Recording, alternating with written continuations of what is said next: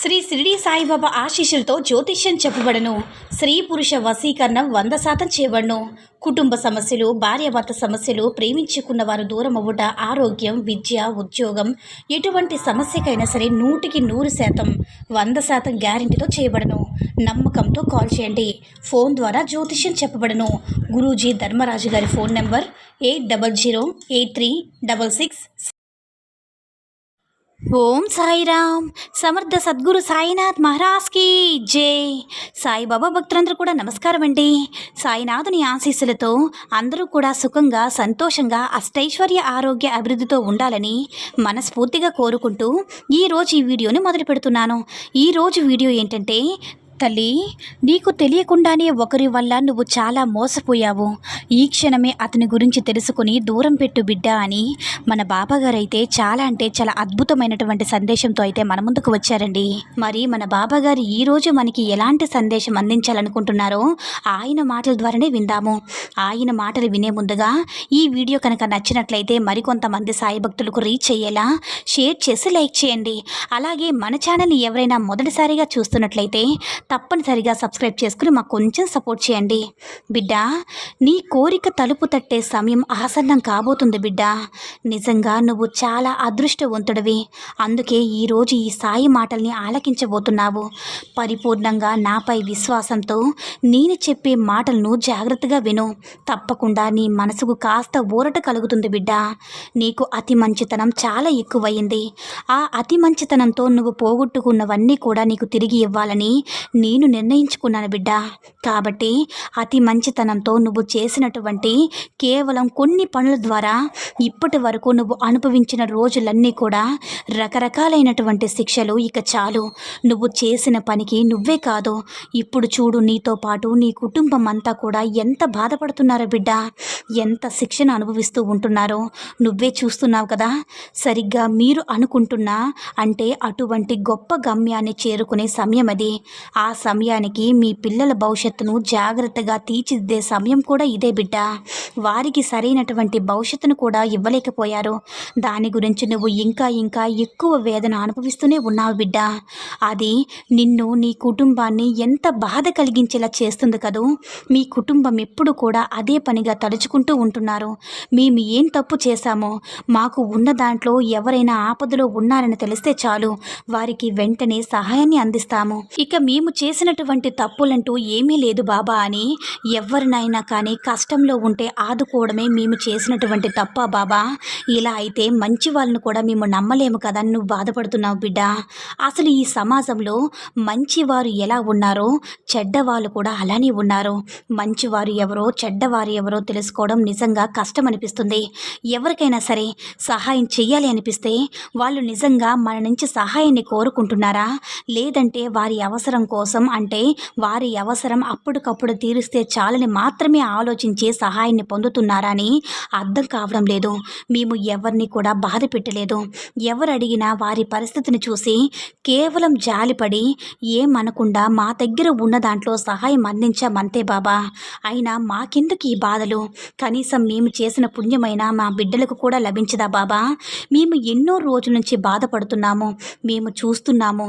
ఒక్కటైతే నువ్వు గుర్తుపెట్టుకో బిడ్డ, దానం చేయడం మంచిదే కానీ నీ కుటుంబానికి కనీసం అవసరాలు కూడా పట్టించుకోకుండా ఉన్నదంతా దానం చేయడం మాత్రం ఎవరూ చెప్పరు బిడ్డ. అది ఎంతవరకు సమంజసమో నువ్వే తెలుసుకో. అవసరమైన వారికి దానం చెయ్యు, తప్పు లేదు. వారికి నిజంగా అవసరమా లేదా, వారు ఎందుకు అడుగుతున్నారని తెలుసుకుని దానం చెయ్యు.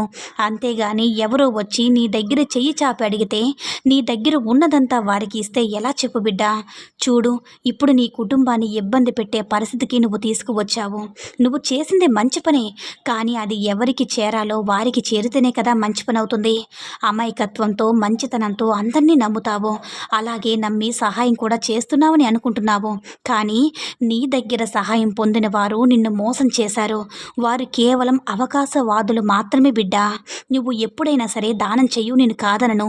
నీ వద్దకు వచ్చి చెయ్యి చాపినటువంటి ప్రతి ఒక్కరికి కూడా సహాయాన్ని నువ్వు చేశావు కాబట్టే ఆ పుణ్యమంతా కూడా నీకు తప్పకుండా నీకు దక్కుతుంది. అలాగే అన్ని రకాల పాపకర్మలను కూడా నువ్వు అనుభవించేశావు బిడ్డ. నువ్వు చేసినటువంటి పుణ్యకర్మలను అనుభవించేందుకు మంచి సమయం రాబోతుంది. ఇక నీ పిల్లల భవిష్యత్తు కోసం ఎలాంటి భయం అవసరం లేదు. వారికి కూడా అన్ని విధాలా మంచి జరగబోతుంది. జీవితంలో వెనతిరిగి చూసుకునేటటువంటి పరిస్థితి లేకుండా ఒక ఉన్నత స్థాయికి వారు చేరుకునేలాగా చేయబోతున్నాను బిడ్డ. ఇక నుంచి మాత్రం నువ్వు చాలా జాగ్రత్తగా ఉండాలి. సహాయం కోరుతున్న వారు నిజంగా సహాయాన్ని కోరి అడుగుతున్నారా లేదా అనేది నువ్వు ఖచ్చితంగా తెలుసుకోవాలి బిడ్డ. అలాగే ఒకటి గమనించు, నువ్వు దాన ధర్మాలు చేసి నష్టపోయిన తర్వాత ఎవరైతే నీ దగ్గరికి వచ్చారో, ఎవరైతే నిన్ను ఆప్యాయంగా పలకరించారో, నిజంగా కష్టాల్లో ఉండి మీ సహాయం పొందిన వారు ఈ రోజుటి వరకు నేను ఎప్పుడు కూడా విడిచిపెట్టలేదు కదా బిడ్డ.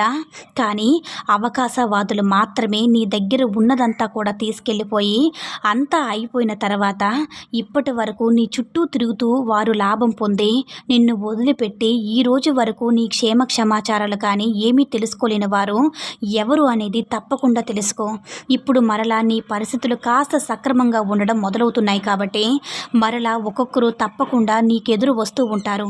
అటువంటి వారిని ఎప్పుడు కూడా నీ దరికి చేరనివ్వకుండా మొహమాటం లేకుండా ఉండడం అలవాటు చెప్పుకో.